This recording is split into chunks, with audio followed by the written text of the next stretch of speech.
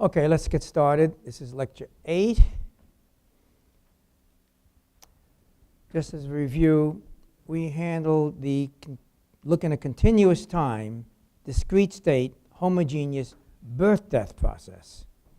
That means we have an arbitrary birth and death rate, which relates to the Q variables we defined earlier.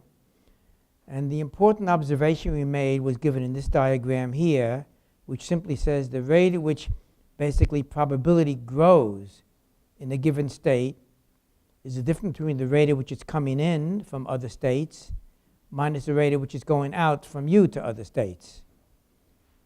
And applying that to the birth-death process, we have this particular picture for the state diagram. And we notice that an easy way to write down the governing equations is to use this inspection method, which basically says you look at any state, say the kth state, and you recognize the rate at which probability grows in that state is equal to the rate in minus the rate out, as I said up here. So for this particular case, this birth-death process, the equations look like this. This is the rate of growth of probability there. These two are the rate in minus the rate out. For the zero state, it's a little different. There's no way down, and there's no way from down up. So you get this equation.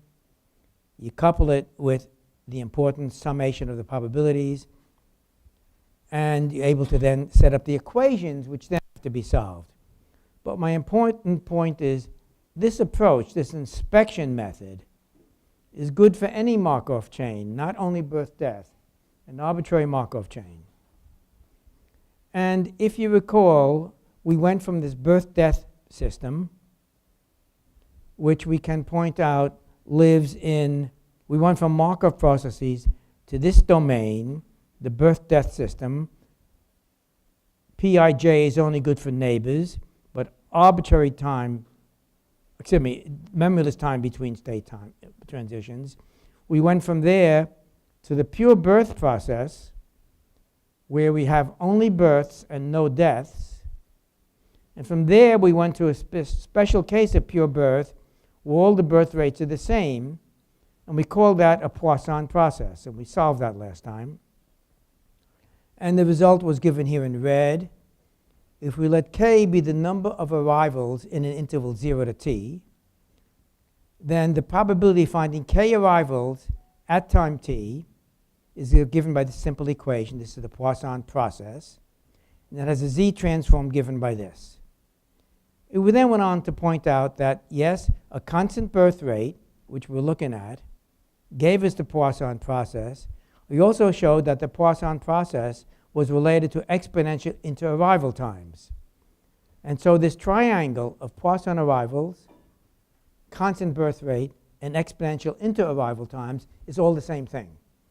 And it's a very special case because the exponential, which is what's going on over here, has the beautiful property that if you look at the exponential time between occurrences, say this black curve, and then you're told that it's been t0 seconds since the last arrival, no new arrival has come in yet, what does the future look like? It looks like the tail of the black curve, which has to be basically jacked up so its area is 1. So the tail becomes this red curve, and the important part is that the red curve is exactly the same as the black curve shifted. And it's the only continuous distribution with that property, which means knowing how long it's been since the last arrival doesn't change what the future looks like. The future always looks like that exponential curve. So knowing it can't help you. And then we went and looked at, with some detail at the exponential picture. Exponential, of course, is defined by this expression. It's given by the black curve up here. We found the mean of the exponential, the mean time until an arrival is 1 over lambda, lambda being the arrival rate or the birth rate. And the variance was 1 over lambda squared. And we want to pick up from there. Now, we could have done the same thing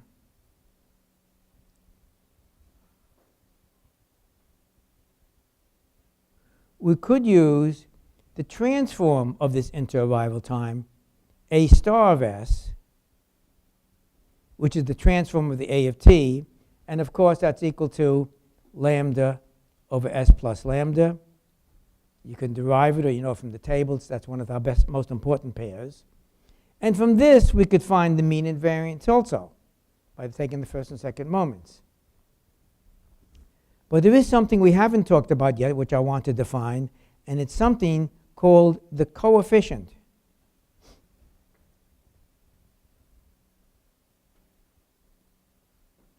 of variation.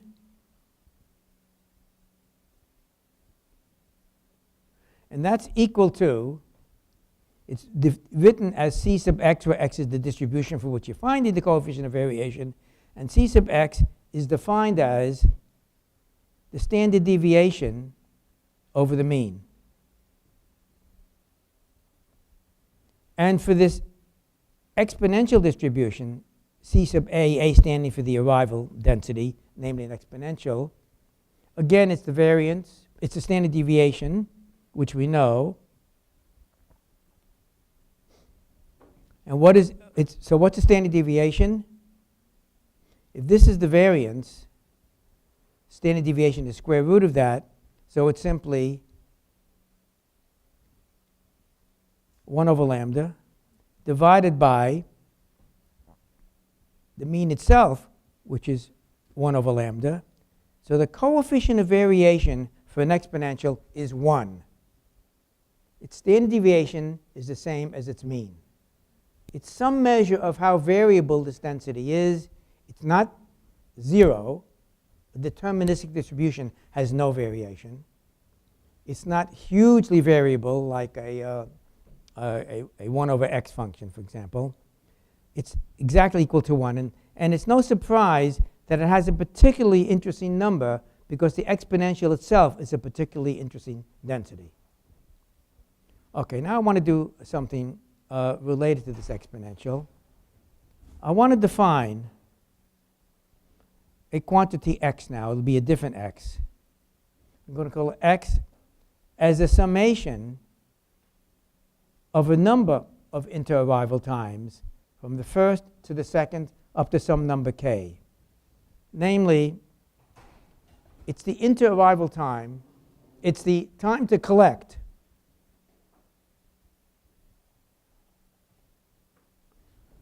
k arrivals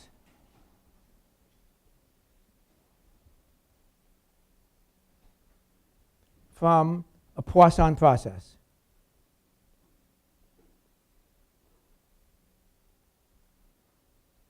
You start with none. They start coming in at a rate lambda.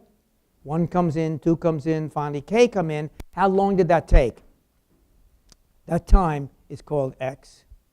And we want the PDF of this, the probability density function, which we're going to write down as f sub capital X of the time little x.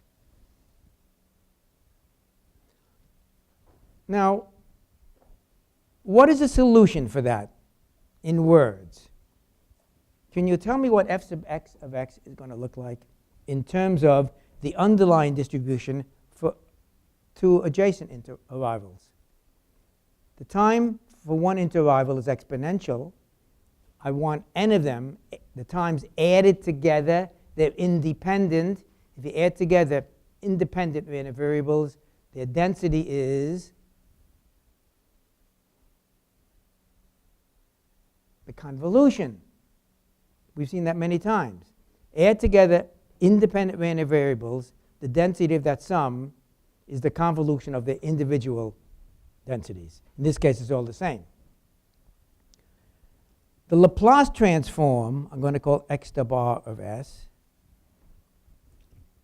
which we know, which we define as the integral from 0 to infinity of this density, f sub x of, say, little x, e to the minus sx dx.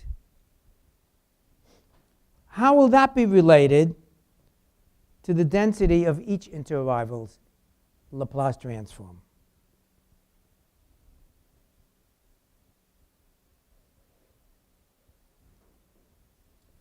It's simply the product k times, because it's k that I'm adding together. That's an old result. Convolution becomes multiplication. Convolution in time becomes multiplication in transform domain. So we've seen this before. So the answer is, this is simply lambda over s plus lambda to the kth power. Now the question is, what is f sub x of x? Well, we've seen this quantity, lambda over s plus lambda to a k power, in our tables, okay? And basically, I'll write it down so you can copy it. From table I4 in the appendix for Laplace transforms, entry number 10, we have that given this is x star, lambda over s plus lambda to the k, that f sub x, let me just write it this way, lambda over s plus lambda to the kth power has as an inverse transform quantity lambda times lambda x to the k minus 1 over k minus 1 factorial e to the minus lambda x. And just to convince you that's the case, I'm going to go show you a good old friend, the table I4. There it is. And number 10 is right here. I just took the lambda to the k, in this case lambda to the n outside. We're able to go this way in what I just showed you. Okay.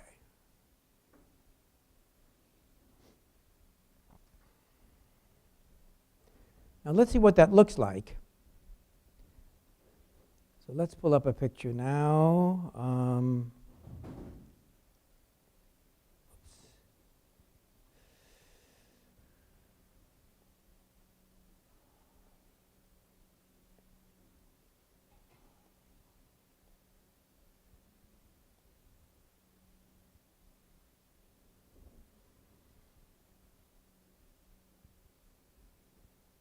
This is what that density looks like, the one I just wrote down. This basically, instead of b of x, we call this basically the density for the interarrival time for k of them. This is the number k. For different k's, you get, when k equals 1 interarrival, it's a pure exponential, isn't it? For 2, etc., it goes like that. And this has a name. It's called I use the letter R in the figure. We use K in my analysis just now. This is the K stage Erlangian distribution. Erlang, as I may have mentioned, is the father of queuing theory. So it's in respect to him. He came up with this density, in fact. He was interested in how long to collect so many telephone calls. So this is the K stage Erlangian distribution. We're not going to use it right now. We will use it later. It's Erlang. It's a density, actually.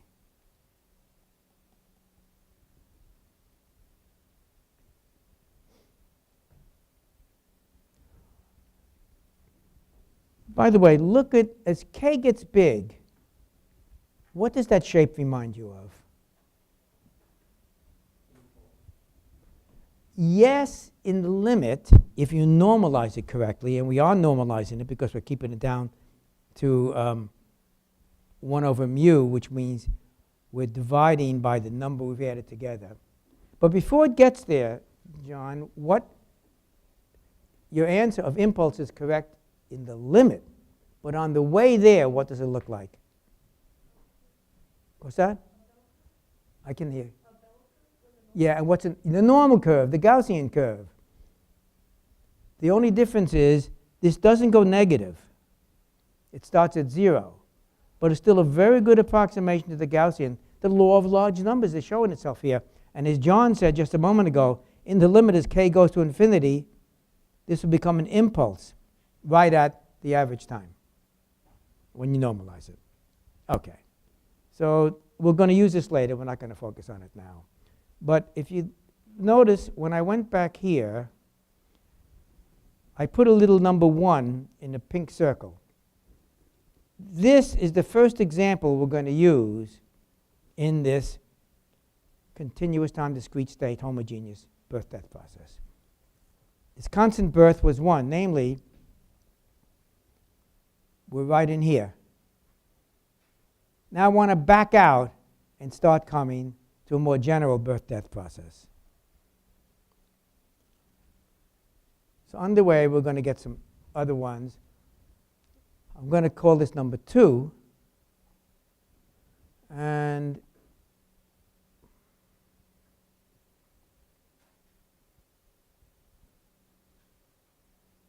this is the second example in this case.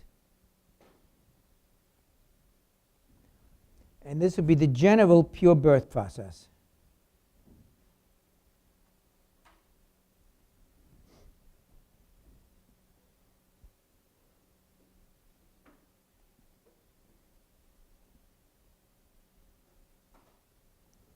Just to make sure you're with me now, how does that differ from what I just showed you, the Poisson process? When I say general, what do I mean? I mean the birth rates are not all the same depending upon how many are in the system. So let's say that. Certainly, we still have that mu k equals 0. That makes it a birth process. But lambda k depends upon k. In the system above the Poisson, lambda k was lambda for every k. Here, this depends on k. So let's look at this system. So let's draw it. Let's draw a piece of the state diagram. We have these few cases here.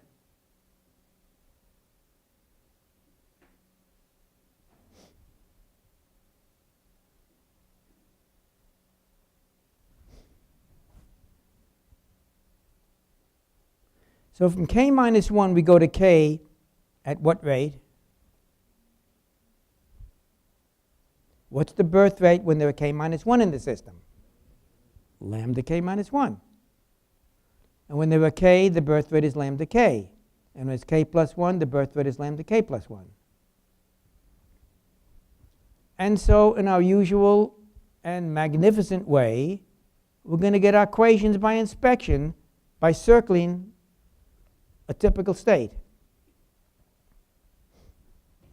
So let's write down that equation. The rate at which probability grows in the kth state, namely p sub k of t dt, is equal to, you tell me. Exactly. Rate in versus minus rate out. What's the rate in? It's coming from k minus 1. So that's lambda k minus 1. How much was there? pk minus 1 at this time t. Minus what I'm losing at a rate lambda k, I'm leaving myself. I had p sub k of t. And that's equal for 1, 2, etc. There is a 0 state, which is a little different. And without even drawing that picture, let's think about it. How do things change for P0? Can I come in from below? No. So all I get is losing what I have. I'm coming out at the rate lambda 0 from P0 of t. Yes?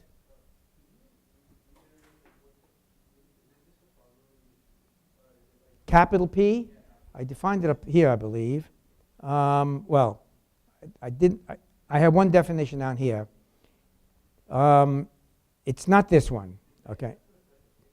Right.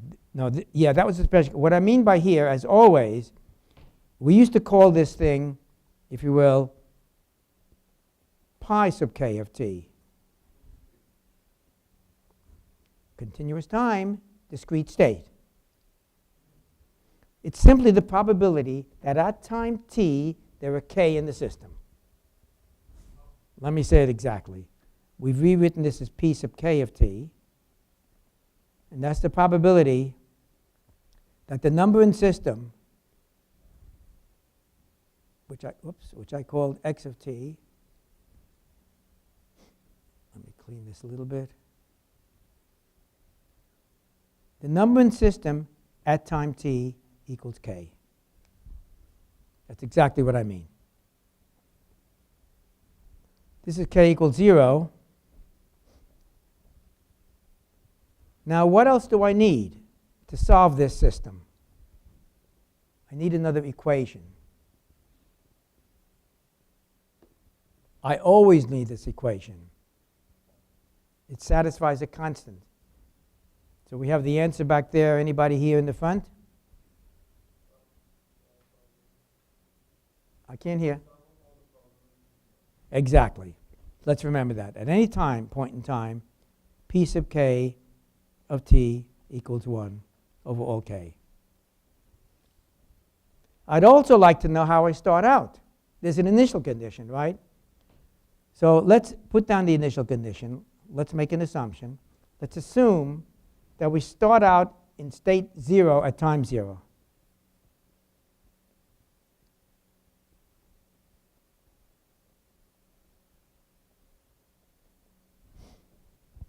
Namely, p sub k at time 0, the probability of having k in the system at time 0 is equal to, for sure, 1 when k is 0, and 0, k not equal to 0. That's the initial condition.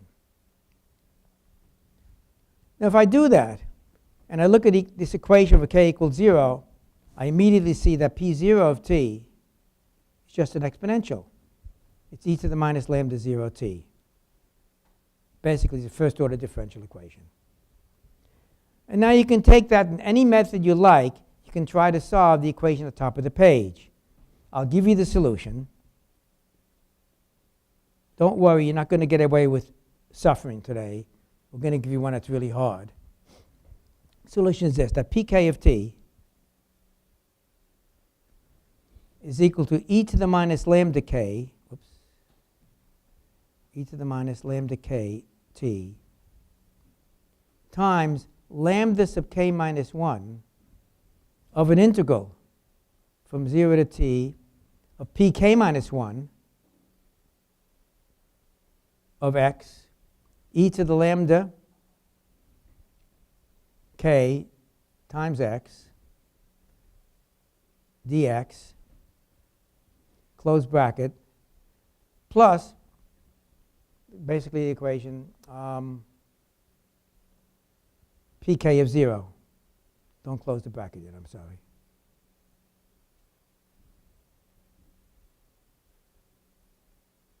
That initial condition.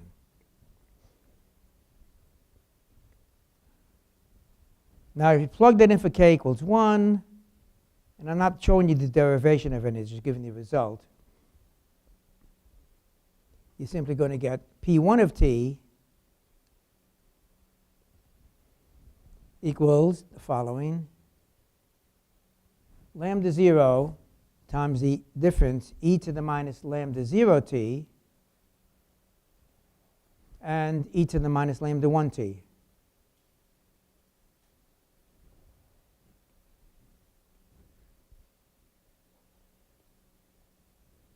Let me move this fellow up here. It's in the way.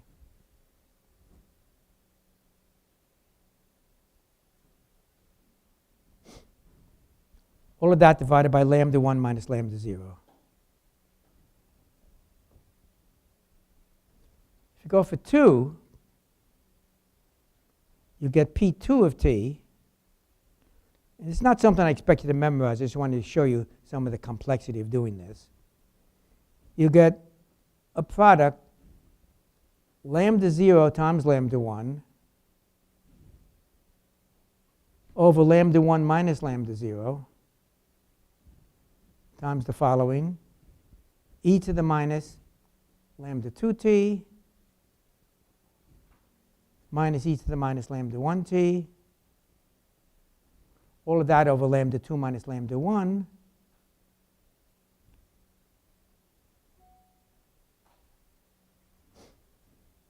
Minus, and I'm going to move this over to give myself some room.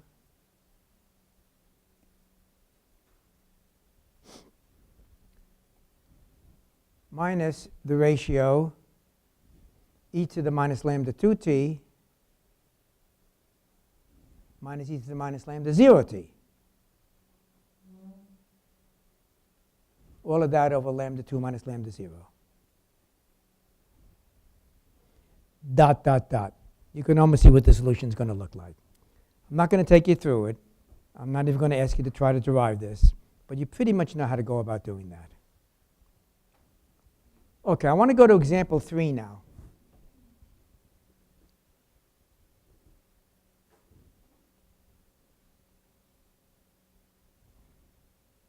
So let me point out this is the third example I'm using.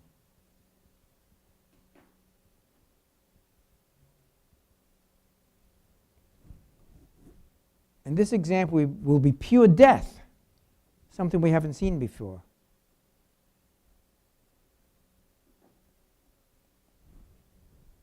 Namely, mu sub k will be constant at the number mu, and there's no birth to this system. People only die.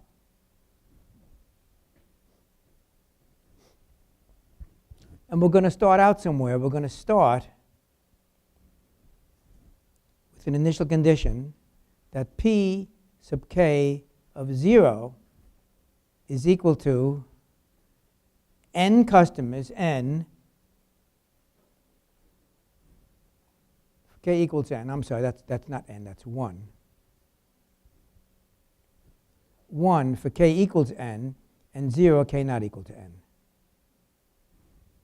So let's draw the state diagram for this as always. We've got a state 0. We've got a state 1. We've got a state k minus 1, k plus 1, dot, dot, dot, state n minus 1, and finally state n. Let's make it look pretty now.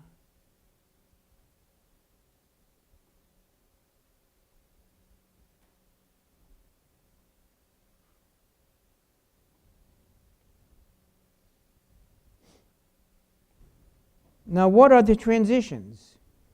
If you're in state n, you can only go to n minus 1 with a death, and on down. From any state, you just drop down with a death.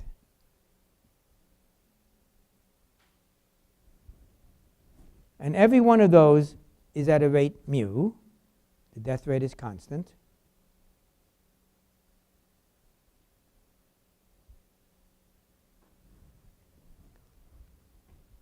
And this is a pure transient system. There's no steady state here. You just start dropping down. So in some sense, if you will, you start up here, and basically you end here, which means all the probability at time 0 is right here. The probability being in that state is 1. And at time infinity, all the probability is here in state 0. The population dies out. Let's write down the equations.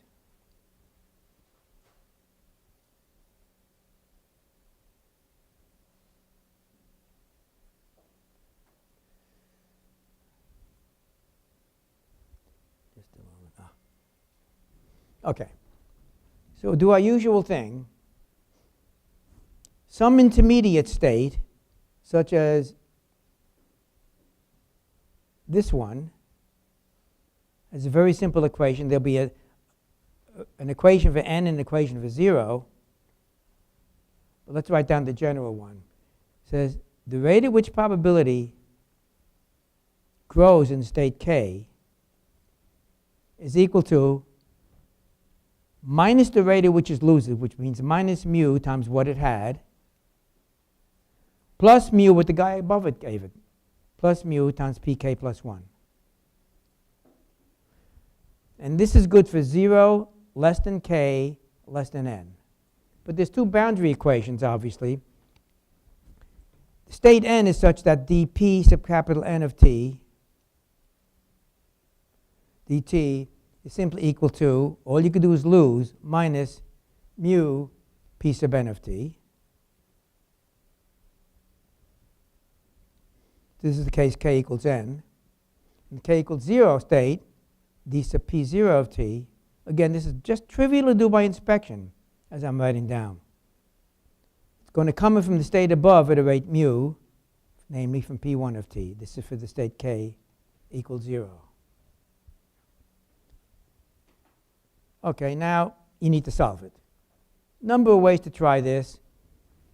One is to write down the differential difference equations. Another one is to use induction. And if you use induction, it's not that hard.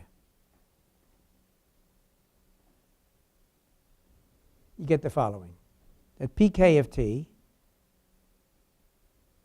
is equal to the ratio mu t to the n minus k over n minus k factorial e to the minus mu t. And that's good for all except the state 0. And for state 0, you're going to get a special equation. You're going to get that. Well, look, without going to state 0. If you look at this expression, it looks somewhat like the Erlangian.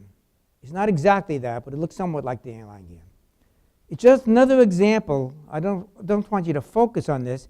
It's a non-stationary system. You can write the equations. You can get a solution. But the more important case I want to study is number 4. And number 4 is a rather important case.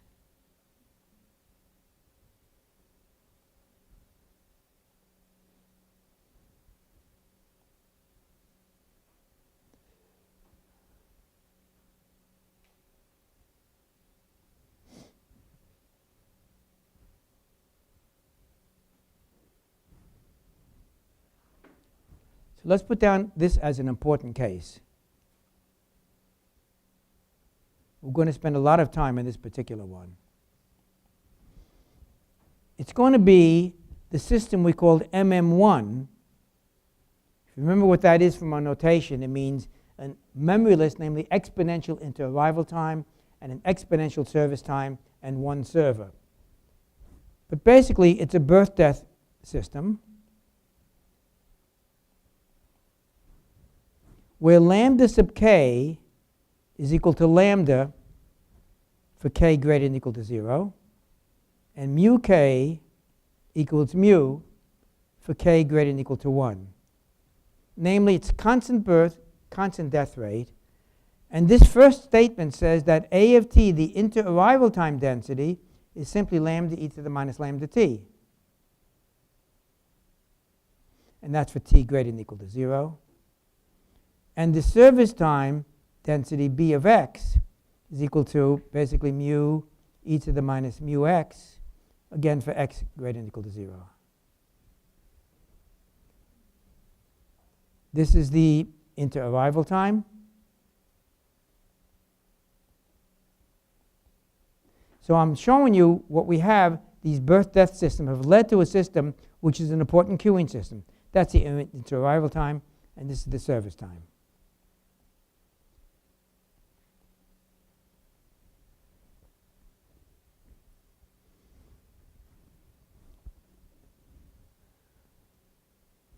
Let me get this colored here.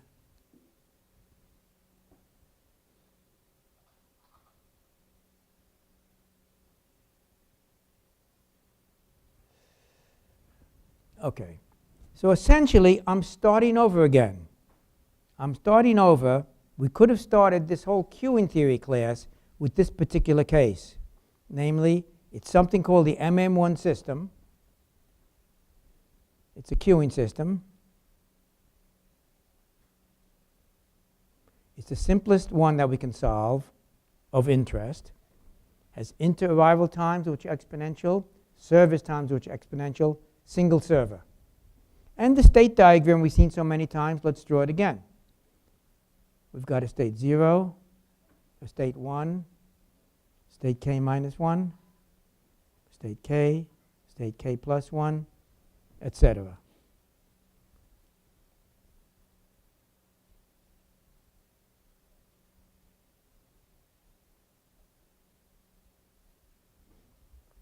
And we can go from 0 to 1, we can go from 1 to 0, etc.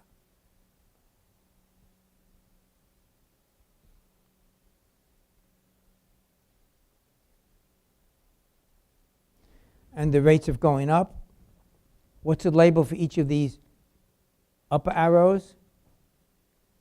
What rate is probability moving from state 0 to state 1?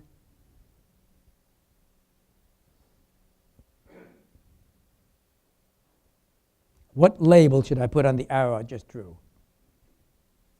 Come on. Lambda, of course. It's the birth rate. It's the arrival rate. And that's true for each of these. And what rate do I put going from k to k minus 1? Mu, exactly. So each of these is mu. And how do I solve this? Well, I use my inspection method. And the inspection method is to draw a boundary around a state and balance the flow and say the difference between what's coming in and going out is the rate at which it's growing there.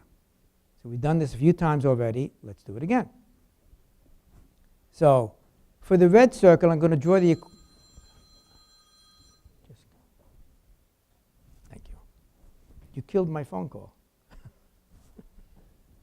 For the red circle, I'm going to draw a red equation, okay? So this is the rate at which probability grows in state k, dpk of t dt, is the rate at which it leaves.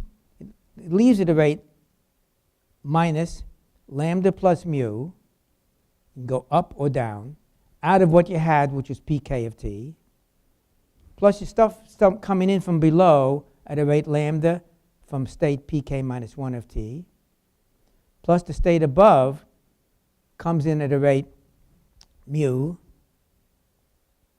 How much did it have to give you? pk plus 1 of t. And that's for k equals 1, 2, etc. And in blue, I'll draw a special circle around the special case down here. Oops, the blue case. The only exceptional case. And that says that the p0 of t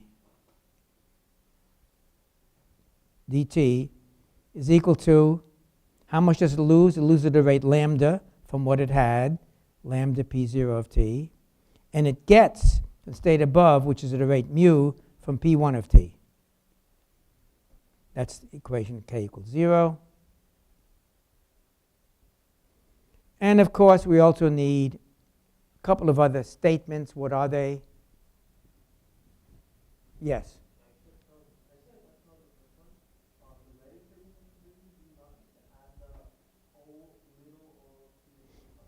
So you're asking, do I add little o of t? No, I've already gone through the process in the derivation of setting delta t equal to 0. Otherwise, I would not have had a differential. Remember, it's already dropped delta t to 0. But what I'm writing here is a flow equation which works independent of thinking about delta t. This statement here, this says the rate at which probability grows in this state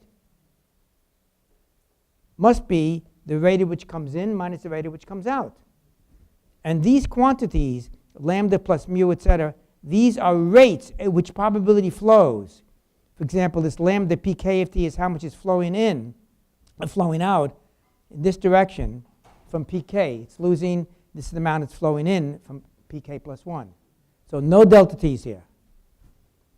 So I repeat my question. You don't get away with this. What other information do I need to solve this? Yes. Sum of the probabilities is 1. What else do I need? Yes? I heard it, initial condition.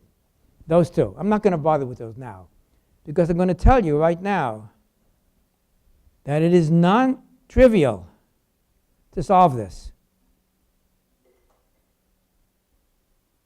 And I'm going to make you suffer with it to a point. Because I want to show you how difficult it is to get what? What am I looking for? I'm looking for pK of t. pK of t is the transient solution, the time-dependent solution of the system. Transient solutions are almost always hard to get. It worked well for the Poisson and some of the pure depth systems. But this one is tough. I want to show you how tough it is. So we're going to take it a certain distance, okay? Okay, what do we have in red and blue? What kinds? Yes, question. Yes. Yes, exactly right. Thank you. Exactly. Thank you. Thank you very much. Yes. Yes.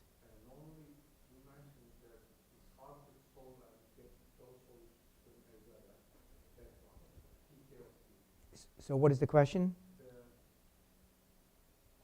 You're correct. It's difficult to find pK of t in general. But it looks like you need to first begin to expect this value that you are going to need pK minus 1. Maybe I'm reading the equation wrong. Well, you just mentioned expected. Yes, finding the expected value is one thing, but we're asking for much more. We're asking for the full distribution, the full density.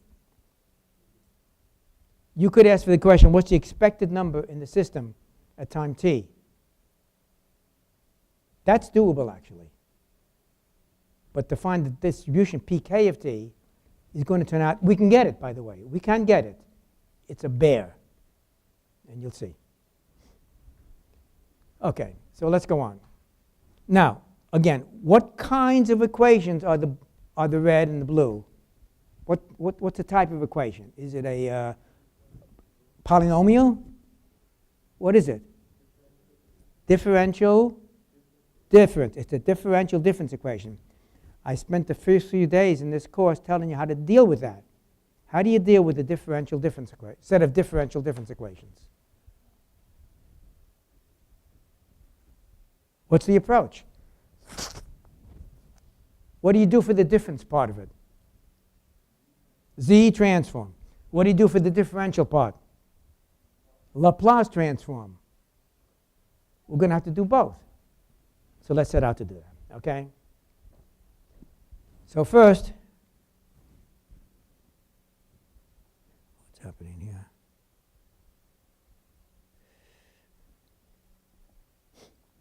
First, let's do the Z transform for the diff. So let me just point out, this is a set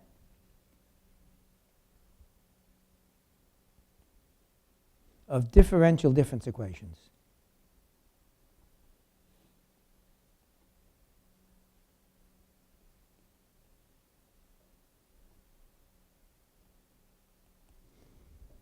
So we'll use Z transform for the difference and Laplace trans for the differential. Okay, let's just say that. We'll use Z transform for the difference equation part.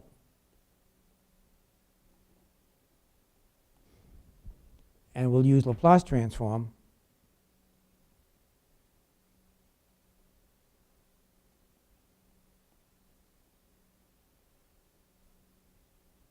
for the differential.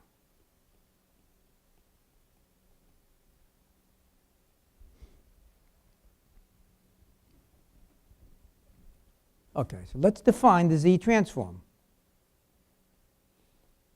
That's always the way we do it. We define it, we form it, we solve for it. We'll define the Z transform that we're looking for.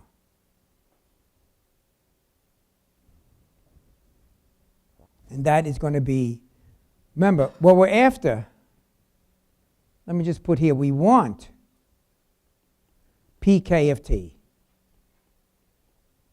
That's the holy grail, if you will. Let's form the Z transform of that thing for pK of t. So namely, we're going to form P of Z and t And we'll get rid of the n and replace it with the z function. It'll be the sum over all values of that index, namely k equals 0 to infinity, of what we're after, pk of t, the guy we want, times z to the k. And its inverse, I'll just remind you here, is what we're after, pk of t. Double arrow, double bar means inverse transform. And we're going to apply this idea of forming the z transform on the red and the blue equations. So let's do that, okay? Let's keep that equation in mind here. I'm going to multiply everything in red by z to the k and sum over the range for which k applies. And what is the range for which k applies for the red? From 1 to infinity. Not from 0 to infinity, special case for 0. Okay, so let's do that. So I'm going to form the sum from k equals 1 to infinity, left-hand side, dpk of t, dt, z to the k, just multiply by z to the k and sum. On the right-hand side, it's going to have a constant minus lambda plus mu, times the z transform of this, k equals 1 to infinity of pk of t, z to the k,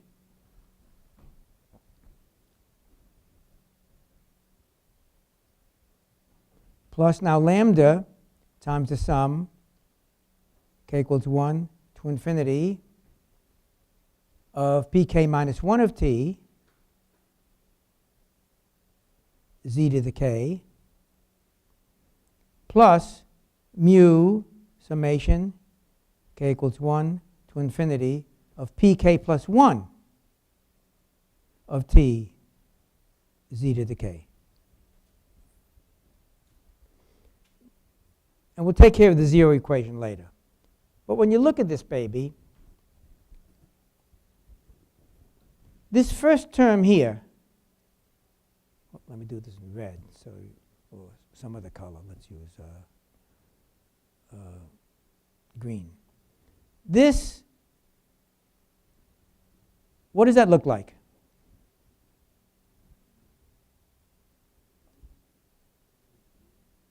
It looks like this, doesn't it?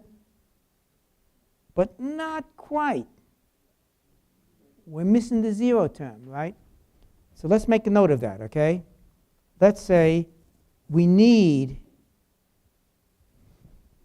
k equals 0 somehow. And if you look at this fellow over here, what does that look like?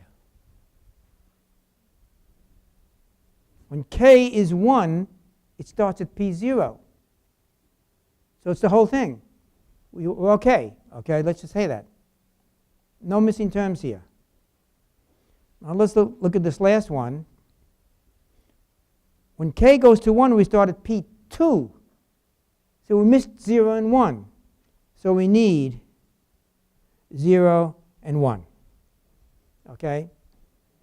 So let's recognize when we try to replace this thing with p of z and t, in this OK case, fine. In these other cases, we have to add and subtract some terms. So let's do that. So on the left, we still have this summation of the differential. Summation k equals 1 to infinity dpk of t dt z to the k. That's sitting by itself. On the right-hand side, well, actually, we can do better than what I just wrote down. Let me get rid of this. I'm sorry. What can I do with this first thing? I can pull that differential outside the summation, and what's left inside is almost z transform, except, let me mark this again. We need the k equals 0 term, don't we? So when I pull the differential outside, we're still going to need the 0 term. Great. Good time to take a break. 10 minutes, we come back, And we go through this little bit of agony. Okay.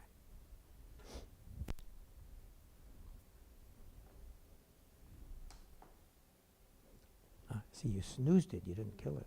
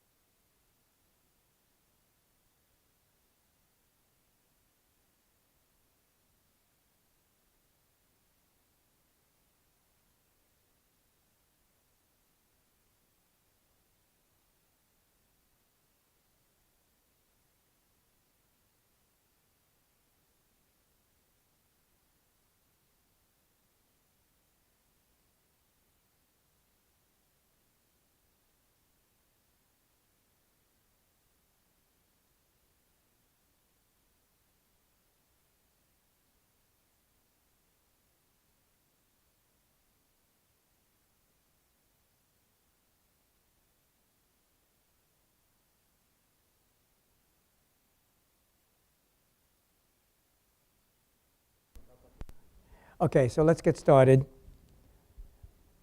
Let me remind you there's a midterm a week from today. The homework number 3, you know, is due Sunday night. And I want to post the solutions to that very shortly thereafter, maybe early Monday morning, so you can check your work, because that kind of material will be included. And the next assignment I'll probably post on Wednesday after the exam. And you'll have until I think the following Monday or Wednesday to do it. Okay. So let's continue. Now, we're faced with this, and I said, let's now recognize take care of the green issues here. What I'm going to do is I'm going to take the partial out of the left-hand side, and I'm going to get the partial respect to t of what? Well, I've got the full transform less the 0 term, so let's write that down. That's p of z and t to be differentiated, minus p0 of t, the term I didn't have. And on the right-hand side, I've got the constant minus lambda plus mu. And that sum needs the 0th term, so let's put it in and take it out. Put it in by putting the full z transform in there, p of z and t. I put it in, I have to return it, as I did before, minus p0 of t. The next term is fine, it says it's okay. So I just get lambda. But I have a z, I need a z to the k minus 1. I've got z to the k, so take out a z, and what's left is the full p of z and t. And then I've got to take this mu term. Again, I need a z to the k plus 1, so I'm going to add a z to the top and take it away from the bottom, so I'm going to get a mu over z. And what I get is the full z of t, but I have to give back the first two terms that I stuck in. So minus p0 of t minus p1 of t times z, namely z to the 1. Remember, I'm missing the z to the k for the p1. Okay, everybody see that? Okay, now, in blue, I'm going to do some stuff. Now use the blue equation, namely the k equals 0 equation, because I can kill some stuff here. And that blue equation is at the top of the page here. And I'll notice that this, on the left-hand side, it's going to be the partial of p0 of t dt, which is this term right here. And that's going to equate to a lambda p, a minus lambda p0 and a mu p1. And that turns out to be, that product is one of them. And the other one is this term right here. That's mu p1 of t, which says up here for k equals 0. So the blue things I've indicated cancel each other happily, so I can get rid of them. So what I'm left with on the left-hand side is the partial p of z and t with respect to t. And now I've got, on the right-hand side, with a little bit of fooling around, I'll get minus lambda p of z and t. That's the leading term here. Minus mu times p of z and t. I had that term, didn't get rid of it. Minus the p0 of t. I just took care of these terms here. And up front, I took care of this term here.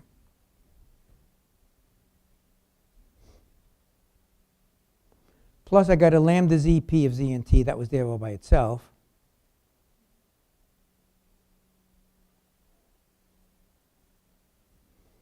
And then I've got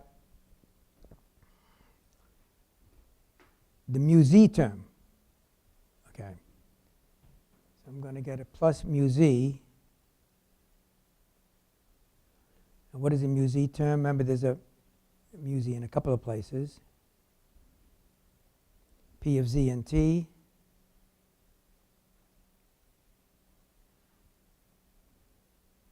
minus a p0 of t.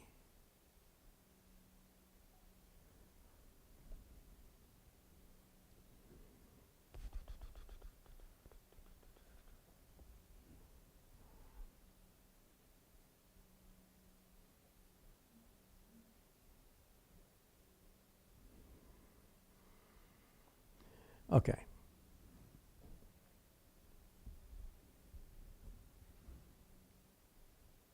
Now if I multiply by z, the left-hand side is partial of p of z and t times z. On the right-hand side, I'm going to get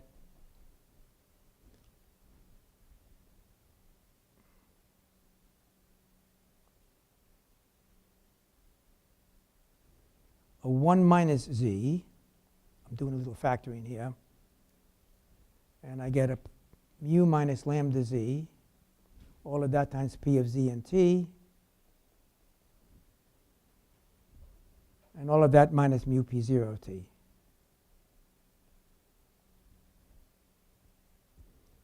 Now I've got the z transform taken care of, but I've got a differential equation. Oops, let's use Laplace transform to take care of that, okay? So let's say that. This is getting hairy, no surprise.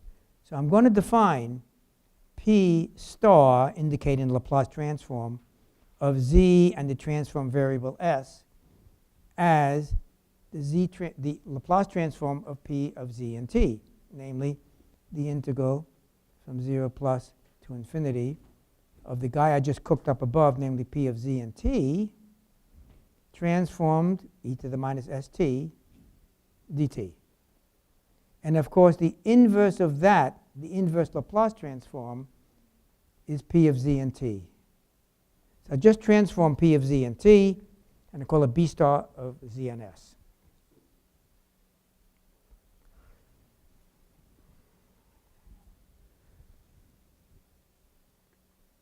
Now I've got a differential on the left-hand side of the equation at the top of the page. So let's go to our table I3.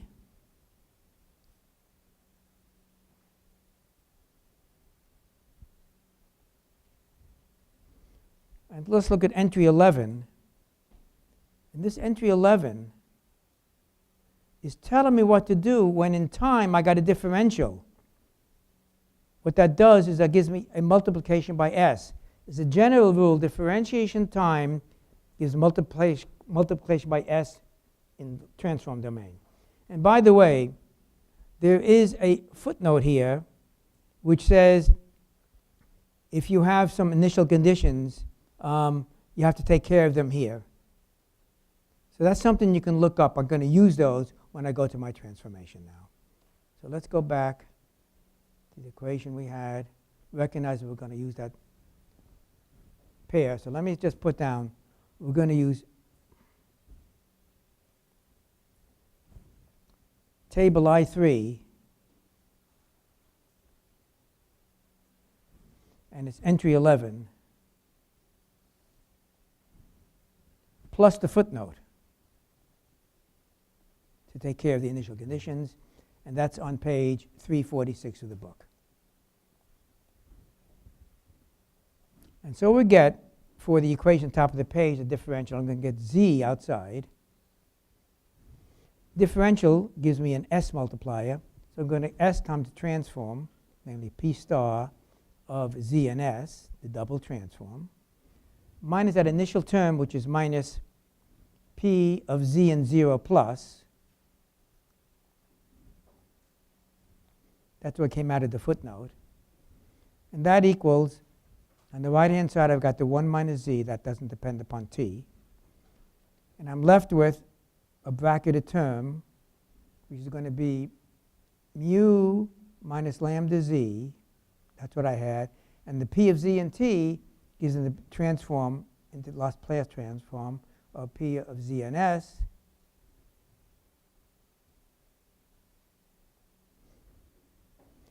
minus, again, the P0 of T, which transforms as minus mu P star sub 0 of S, where by P star sub 0 of S, I mean exactly its transform, namely the integral from 0 to infinity of P0 of T e to the minus st dt. That's what I mean by P0 star. So you do a little bit of algebra on this last equation, and you finally get an expression for P star of Z and S. And it looks like the following.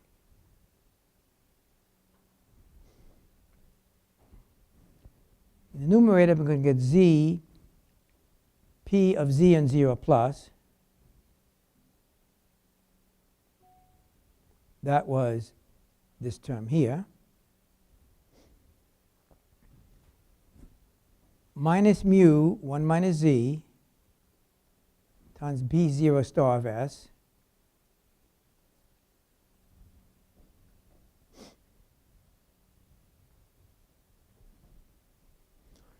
and whenever I see P star of Z and S, I've pulled the left-hand side, factored and brought it down to the denominator. That's the little bit of algebra I'm doing. So downstairs I get SZ minus 1 minus Z times mu minus lambda Z.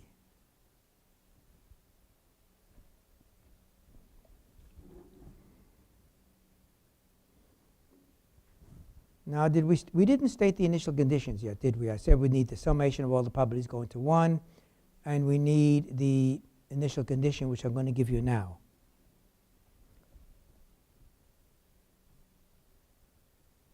Now, we're going to set P sub k of 0 plus, right after we get started, as equal to, with probability 1, we're going to be in state I, and no probability of any other state. So P of 0, of Z and 0 plus,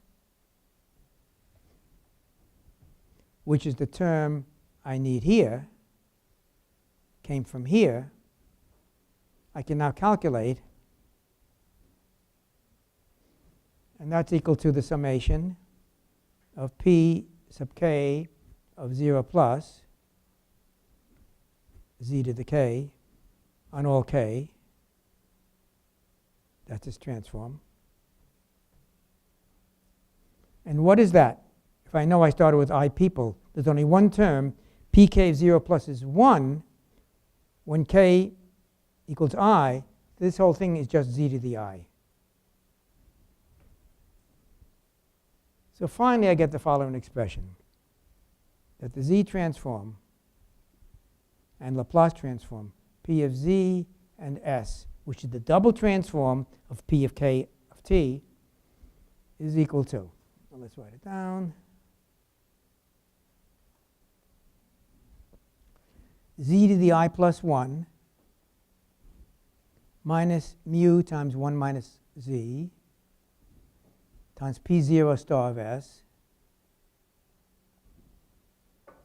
over SZ minus 1 minus Z times mu minus lambda Z.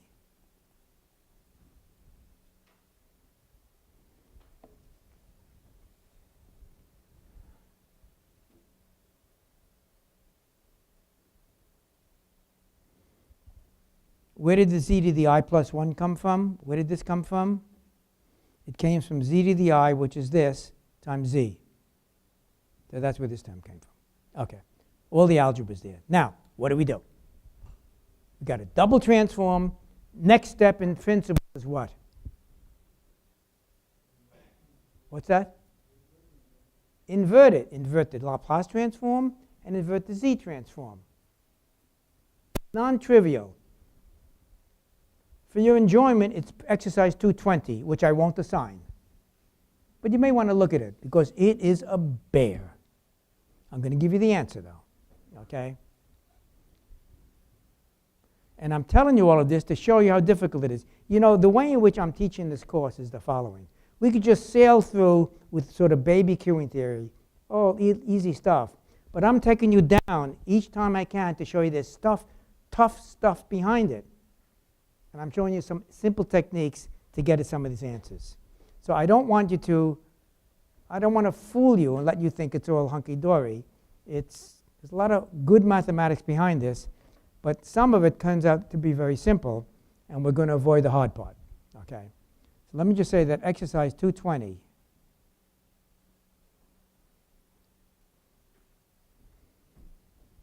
shows how to solve this. And if you're interested, just go do it.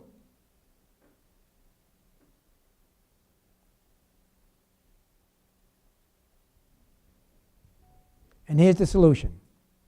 The thing I'm looking for, what am I looking for? What do I want out of this whole thing?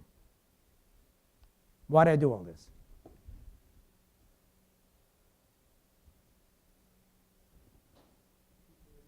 pk of t. I want to find the probability of finding k people in a system at time t. It's the transient response of the MM1 system. And MM1 is the simplest queuing system. So are transient solutions easy? No. The easiest queuing system is a bear. Any more complicated queuing systems are almost out of reach. And there are books devoted to attempting some of the special cases. But it's all hard. So I'll give it to you in this case. P sub k of t is the following. It's e to the minus lambda plus mu t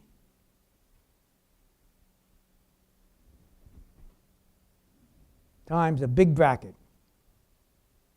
Rho, and I'll define rho in a minute, which you should know what it is. Rho to the k minus I, all of that divided by 2, times a funny function I sub k minus I of the argument at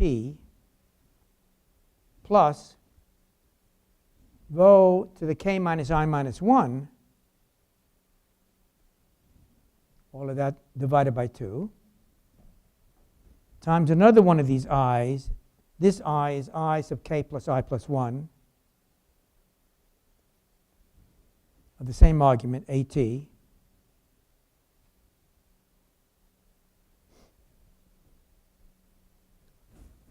plus 1 minus rho to the k times the sum of these babies, the sum of i's, going from j equals k plus I plus 2 up to infinity of rho to the minus jk of I sub j argument at again. So you can see, and now we close brackets. You can see that the summation term at the bottom is going over j from k plus I plus 2. The one above that is 1 less k plus I plus 1. And the one before that is k minus I. So I have to tell you what these things are.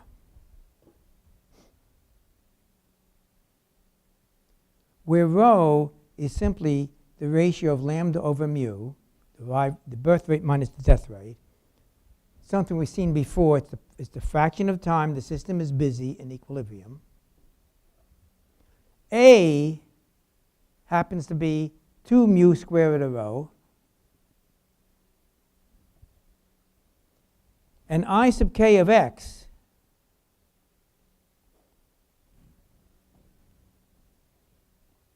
is defined as the following expression. M equals 0 to infinity.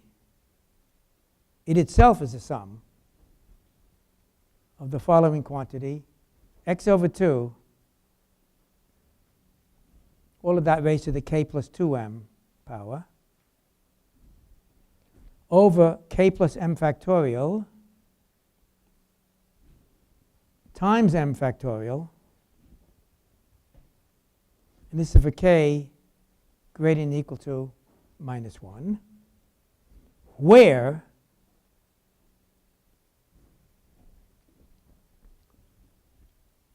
I sub k of m is the modified Bessel function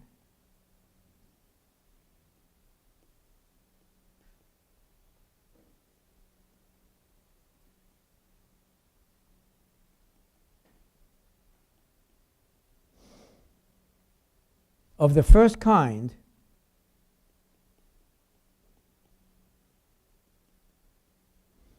of order k.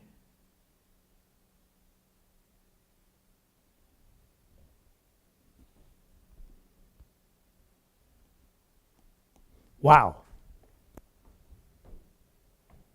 Hairy. Hard to do. The homework problem will show you to get to this, but this is not a simple solution. It's not the kind you want to engage in very easily. Question? No, you don't have to know this. You don't have to know this. I'm taking you down in a deep dive just to make you feel bad or to understand that transient solutions are hard. So if you really want a transient solution, what should you do as computer scientists? There's a couple of approaches. Yes? In other words, either experiment with it or approximate, yes, or similar to running, simulate it. Okay? You have a real. So you have to resort to good engineering tools. And that's typically what happens. But the approximation is very good. There, in the book, you see some very nice approximate behavior for some of these systems in certain domains. Question? No? Just scratching your head. Okay. Okay, this is all to show you that transient solutions are hard. And we're going to avoid them, okay? So from now on, we're going to stick with equilibrium solutions only, okay? More or less.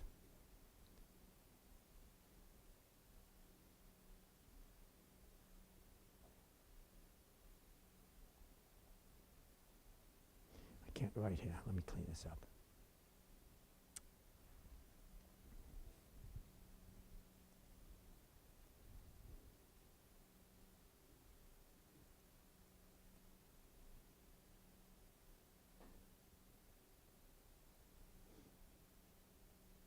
Occasionally we touch a transient solution. For example, like the pure death process, or the pure birth process, we could do. Okay. So we're going to pause for a moment and say, oh, let's start the course all over. Okay?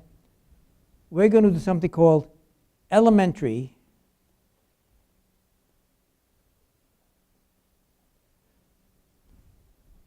or what I like to call baby queuing theory.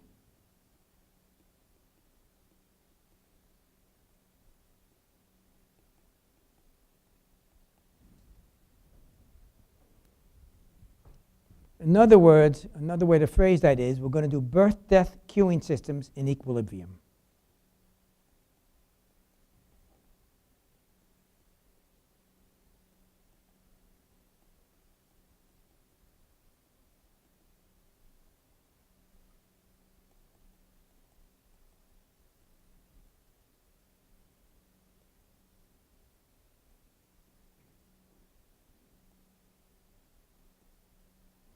In some sense, we're beginning all over again.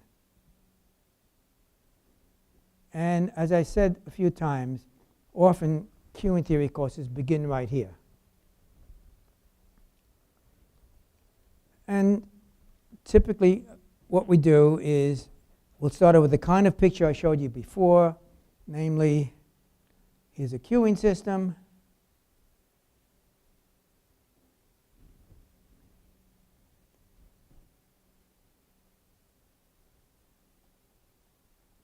Queuing system, we have arrivals, we have departures, we have customers coming in. The arrivals are called berths in the theory. In practice, berths equal arrivals, and deaths equal departures.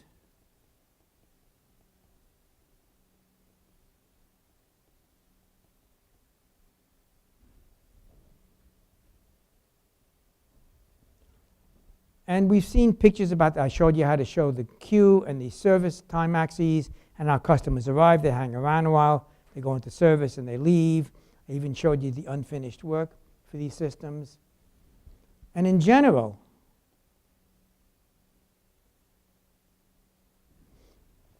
we seek to find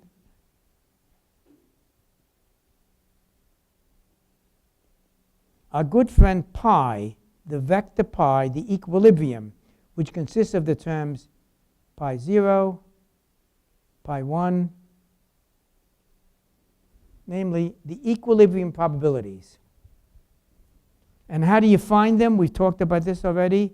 You find it by going pi q equals 0. The 0 means the rate of increase of probability in any state is 0. It's balanced. It's equilibrium. Q is the transition rate matrix. And pi is the set of equilibrium distributions. And of course, with this, we also need summation of those pi's is equal to 1.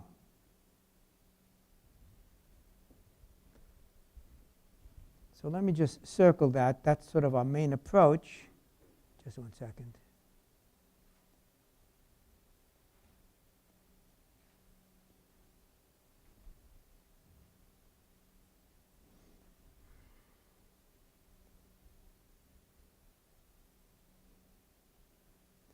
These are the key equations we're going to take advantage of.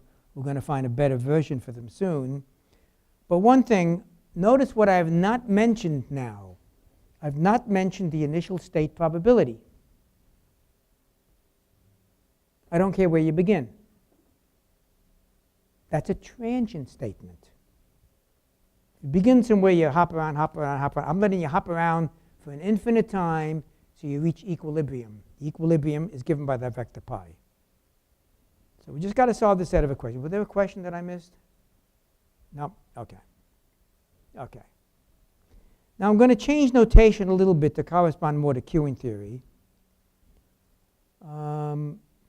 Basically, I've used this occasionally before. Namely, we're going to use P sub k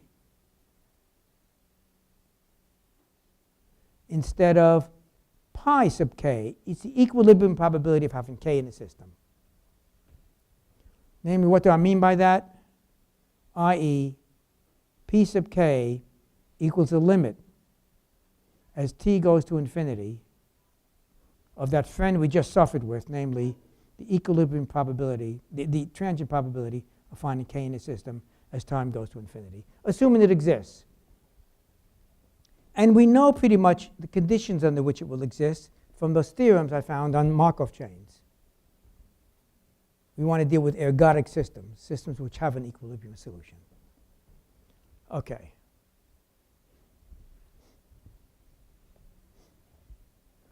Now, we will shortly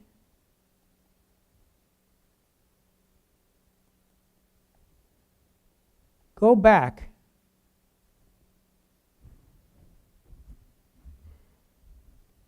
to the MM1 system. We're not quite there yet. And what is the MM1 system? It's the case where lambda k is the same for all k, and mu sub k is the same for all mu. For now, we're going to get a little more generous.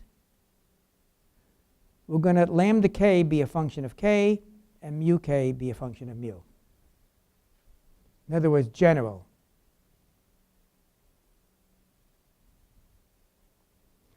And what I'm going to do is I'm going to try to solve this system in equilibrium. Now, I couldn't even solve this case for transient. I'm going to make a more complicated case and try to solve it. And we will. And it'll be an easy solution. And by the way, if I go back to that complicated Bessel function I showed you a few minutes ago, there's a clue here. You can't quite tell. But this is the equilibrium solution for MM1. That'll be pi sub k, or p sub k, mm1. It's sitting there, and all the rest of the transients will die out. And this whole thing will go to 1. You can't see that here, but it's a clue that it's waiting to be found, and we will. But we won't find it that way. We'll find it much more easily. Okay. So we're going to get a more powerful result now.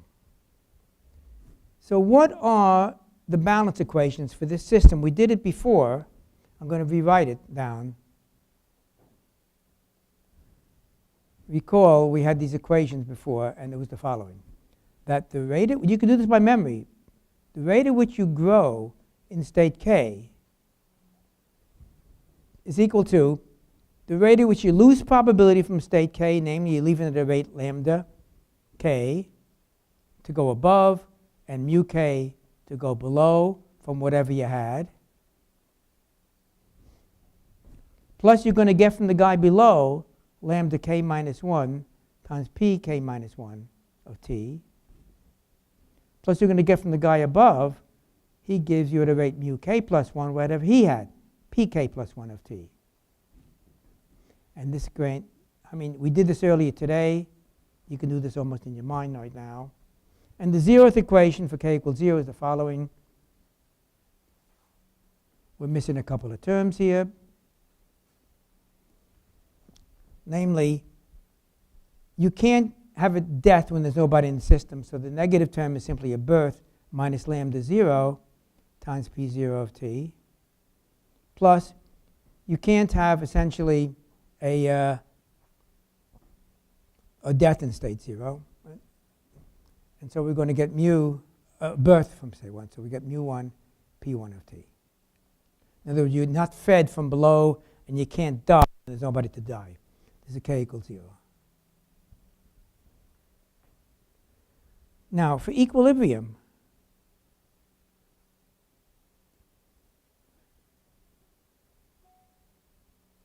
by the way, what kinds of equations are these?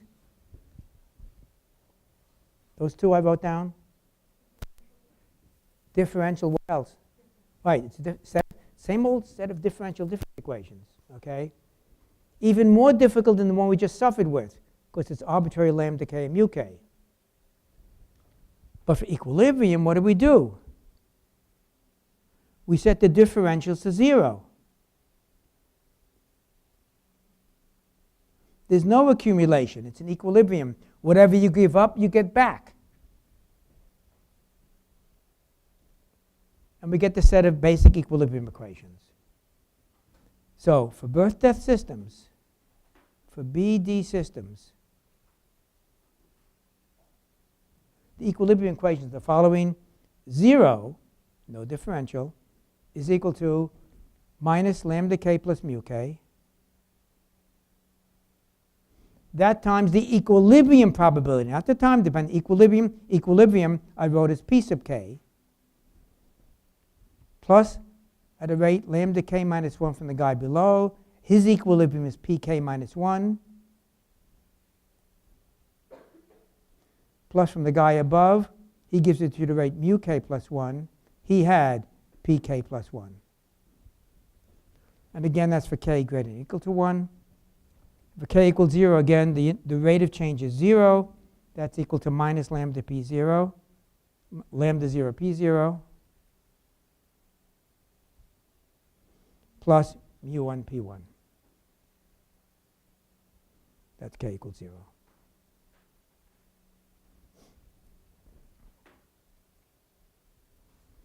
Now, remember, we've already assumed that I want to write it down explicitly. Lambda sub k equals 0 for k less than 0. There's no birth when you have negative number in the system. And mu k is 0 for k less than or equal to 0. You can't have deaths when there's nobody there. So I'm going to take advantage of these last two observations so I can go from k equals minus infinity to infinity. Turns out to be a little more simple.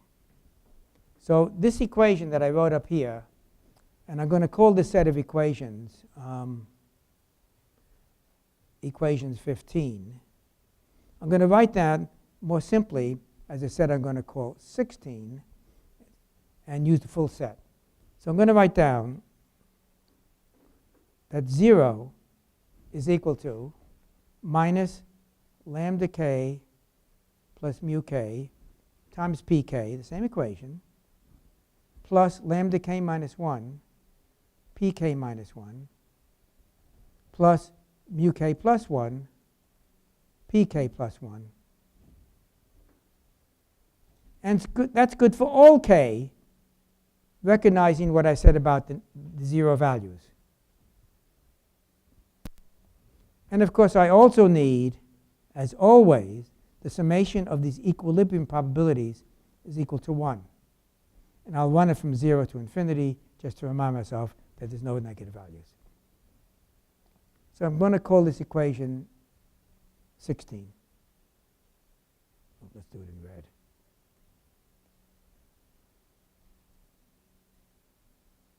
And for some reason, I've called this equation 17. I may or may not refer to it separately. Now, equation 16, how did we get it from, you just walked into queuing theory. I show you a state diagram, births and deaths. How do you find that equation? You draw a circle, you balance flow, bang, right off the bat. You can begin queuing theory this way. You recognize flow in equals flow out, no accumulation in equilibrium. So that's trivial to write down, okay? Now, inspection could have given us something else too.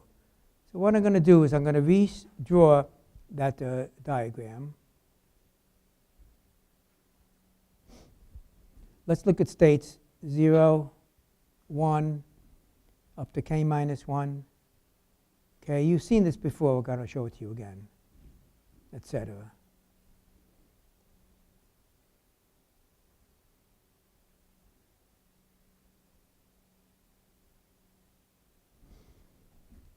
And we have these transitions.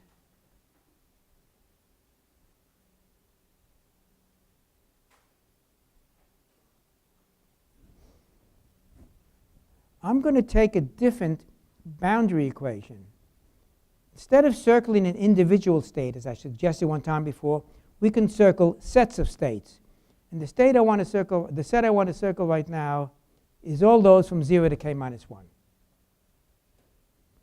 And I want to balance flow across that red boundary in equilibrium. Well, what's the rate? Let me put a couple of labels on here. There's a lambda k minus 1 here and a mu k here.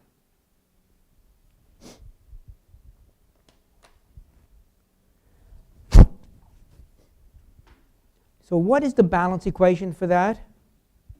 That balance equation simply is that the rate out, lambda k minus 1 times p sub k minus 1, must equal the rate in, which is mu k pk. Let's call this equation 18.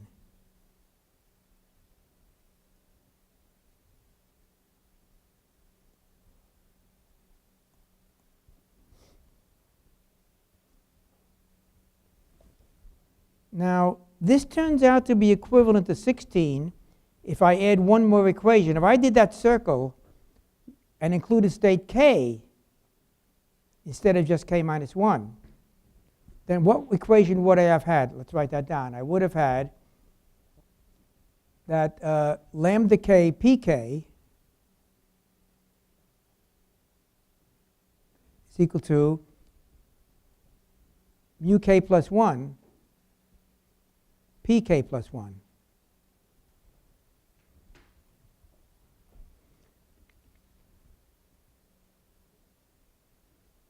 And if I add these two together, what do I get? I get that equation. So there's more than one way to get this simple set of equations. Sometimes this larger set is meaningful and turns out to be easier to work with. But we're going to stick with equations 16 and 17 right now. Okay. Okay, we have a set of difference equations. Let's solve equation 16. That's our job. what is pk? Well, let's do this from first principles. Let's start off with k equals 0.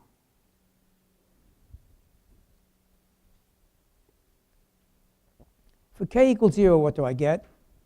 I get that 0 equals minus lambda p0 plus mu1 p1, which means that p1 is equal to lambda 0 over mu1 p0. Now let's try k equals 1. I mean, we're starting from first principles. We don't know much. We're new queuing theorist students. That again says 0 equals, and let's plug into the equation 16 when k is equal to 1. And we get minus lambda 1 plus mu 1, the rate out, times p1 plus lambda 0 p0 coming in from below, plus mu2 p2 coming in from above.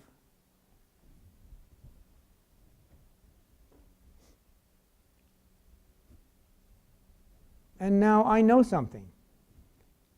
Let me get this in red. I know from the first equation that mu1 p1 equals lambda 0 p0. That means that this term cancels that term, happily.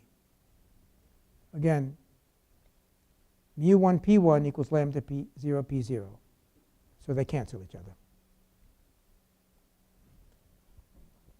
So I see that p2 is equal to the product lambda 0 lambda 1 over mu 1 mu 2, all of that times p0.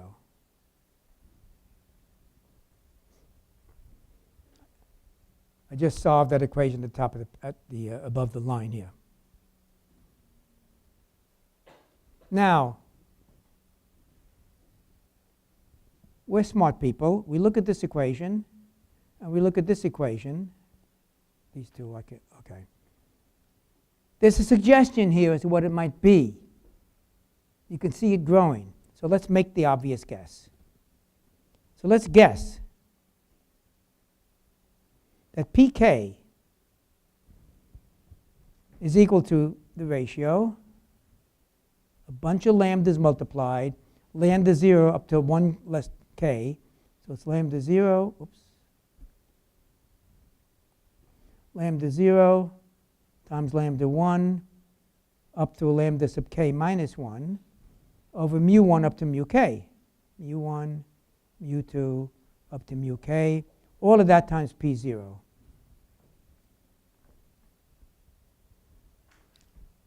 There's our guess. How do we prove it's correct or not? Excuse me? Well, I've sort of used induction. There's a more direct way. Plug it in to number 16 and see if what I just said for the pKs works. And if it solves that equation, remember these processes, these market processes, unique solution. It's the only solution. It is the solution. Oh, son of a gun. I got the solution. So if we plug it in, equation 16, we find it satisfies it.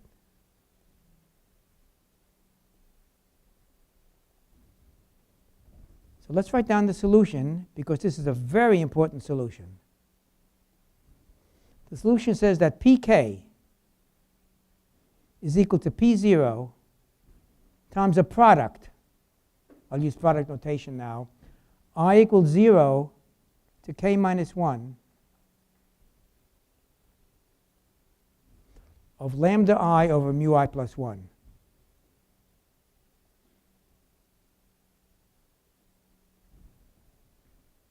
And that's good for all k. Remember, an empty product is 1.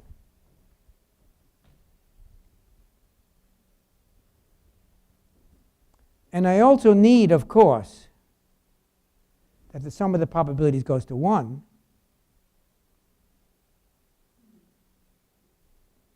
Because there's an unknown constant in this solution, P0. So if you plug that in, you find out that P0 must satisfy the following equation. It's equal to 1 over 1 plus a product version, a summation of products, summation of all these other pKs, summation from k equals 1 to infinity of the product I equals 0 to k minus 1 of the solution, namely lambda I over mu I plus 1.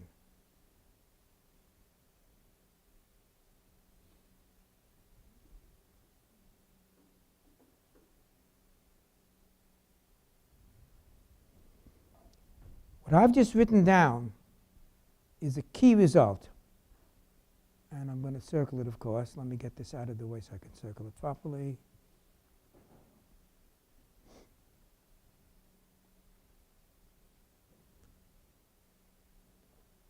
This is one of the more important results from queuing theory. It solves an infinite number of queuing problems.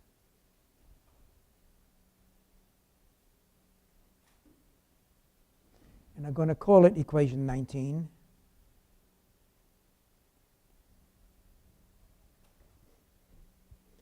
It is the principal equation for baby queuing theory.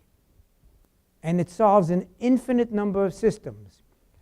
How do the systems change? You change the lambda k's and the mu k's. Make them anything you want as long as you get equilibrium, and you're done. It's a magnificently simple equation. We didn't know all, I didn't have to make you suffer so much all the way along the way. All I had to do is convince you that the inspection method works, and that you get from physics, flow in minus flow out equals flow accumulated. And that gives you the equation 16. And here's the solution to 16. It's unique. Boom, you're done. OK.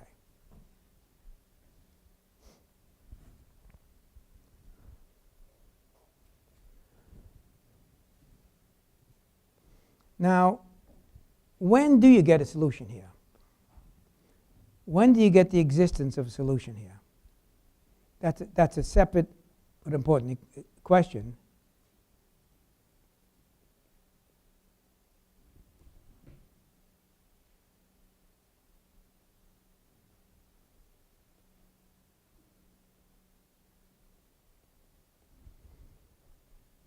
And the answer is you're going to require P0 to be greater than 0, which physically means P0 is probably nobody in the system. It says occasionally the system has to empty. It can't just blow up. This will give you the recurrent non-null systems. And there's a set of conditions I'm going to give you next time. We're basically out of time now. I'm going to give you the conditions under which you get that case. So we'll stop here. I mentioned earlier, I'm going to give you the solution to homework set 3 just after it's due. So I'm going to present it early Monday morning, early in the morning, because you want to look at that, see how you did on homework 3. The midterm will not include the material I showed you for this baby queuing theory. This is delicious stuff for lots of problems. Lots of homework problems and lots of final exam problems. I mean, I can throw them at you forever. For this lambda k mu k, give me the solution. Well, where's the solution? It's right there. And find out some other things. What's the average number, blah, blah, blah. But and this is chapter 3. Chapter 3 will not be on the midterm. But we enter chapter 3, and it's a very simple case. Did I see a question? Yes. Yes, everything I taught you up until yesterday, including yesterday. Yes. Homeworks are good to look at for the kinds of problems they're going to ask you. In fact, there's one particular problem which is almost a repeat with different numbers. So look at your homework. Yes? No. No. They won't be complicated. And please remember, I'll warn you again on Wednesday, you can buy any part you want. If you forget an entry, buy it from me. If part A is worth 3 points, you want part A, cost you 3 points. If you want me to check your answer for any part, 1 point. I'll give you yes or no. Excuse me? During the exam, problem 4, part B, you worked it out. Is that correct? Part C may depend upon that. You want to know if it's right? Ask me. It'll cost you 1 point to get a yes-no answer. If you get a yes, you're happy, you go on. If you get a no, you can buy the part. How much was part B worth? 4 points. Okay. It'll cost you not 4 plus 1, just 4. You can't end up with negative score. Look at all these questions suddenly. Yes. Are there discounts for wholesale? Excuse me? Are there discounts if I ask for like half? No discounts. No paper money. No bribing. I'm curious, like a subsequent part from the test depends on answers from previous part, and if we did the previous part wrong, like would you dock us every single time, like if we reuse the wrong answer? It depends what the nature is of what that error caused you. I mean, if you had to do something based on a number and the number was wrong, and you did the right thing based on that wrong number, I'll give you pretty much credit. Depends. I have to look at the exact company. Yeah, but it's not going to be brutal. No cheat sheet. Nothing. It's got to be here. It's got to be here. And if you forget, I forgot the Chapman-Kolmogorov equation. Here, I'll give it to you. And it'll cost you something. Okay? But so please, don't be afraid that you're going to get trapped by forgetting something critical. Because you can buy it from me. So to solve for part A, you can't remember, oh my God, how do I do that?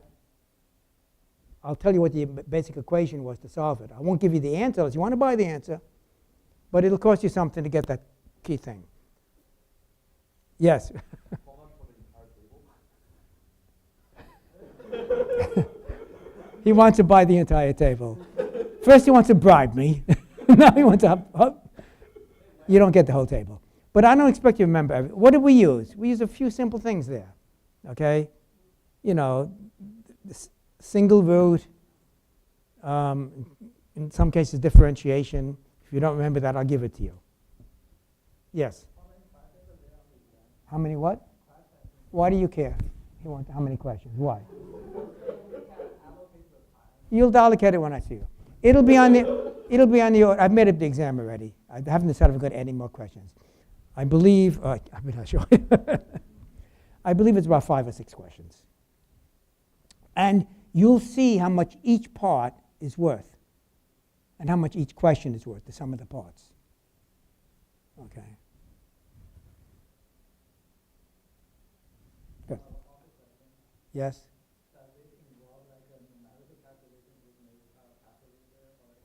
No calculation. You don't have to divide too much. You may have to add a couple of small numbers. But I assume you can do that without a calculator. Yes? So they say one section for 4 points, and if you check if you couple of that, let's say 2 times, and both of them either then you decide to buy it, then does it cost 6 points or 4? Only 4.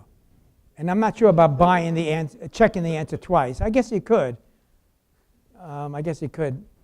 Maybe there's a discount for checking more than once. But let me warn you. Typically, the people who buy questions don't do that well. You shouldn't have to, A. And B, there may be a little queue of people waiting. Okay, so you waste time.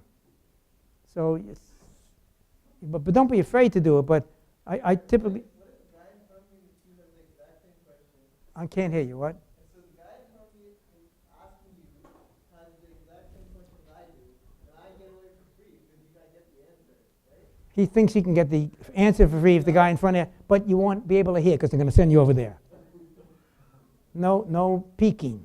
But now there's few enough here that you're going to be separated. Okay, like you are right now, pretty much. Okay. I've never seen so much interest except when there's an exam coming up. Don't be worried. It's going to be an interesting exam. And I told you early on in this course, the exams will be hard. You know, it's not going to be trivial. And I grade fairly hard. You know, you have to get it right. But at the end of the semester, end of the quarter, the ABCD grade is relatively easy. Okay. So don't get panicked.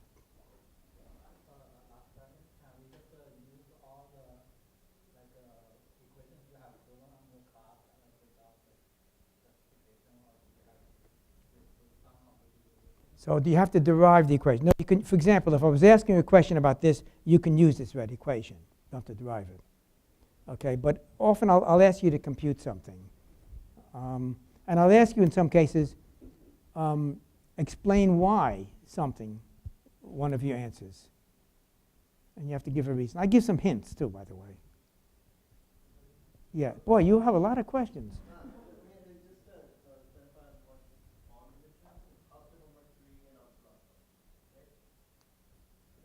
It's everything we had in this class, up until, except for today. Yeah, including homework. Not today and not Monday. Yes.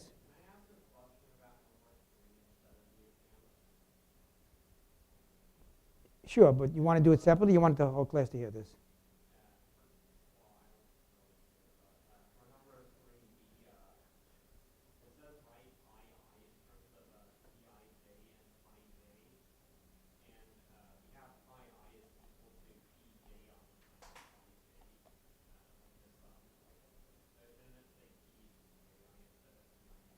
What did I sum on, though? I may have summed on the other index. I can't remember what it is.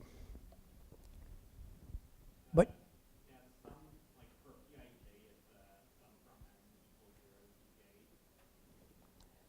so you're suggesting the IJs were reversed, or the sum index was reversed?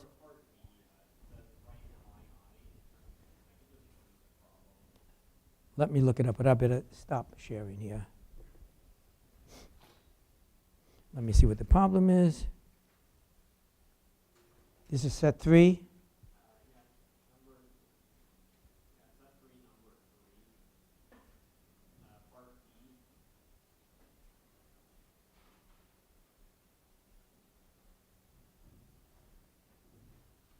No, it's correct. Write pi I in terms of Pij and pi j.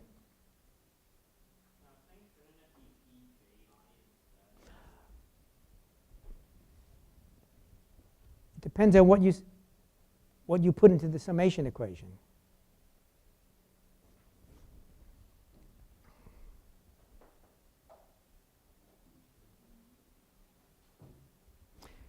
Put down what you think is correct, okay? If you think the indices are confusing, put down what makes you comfortable. Okay.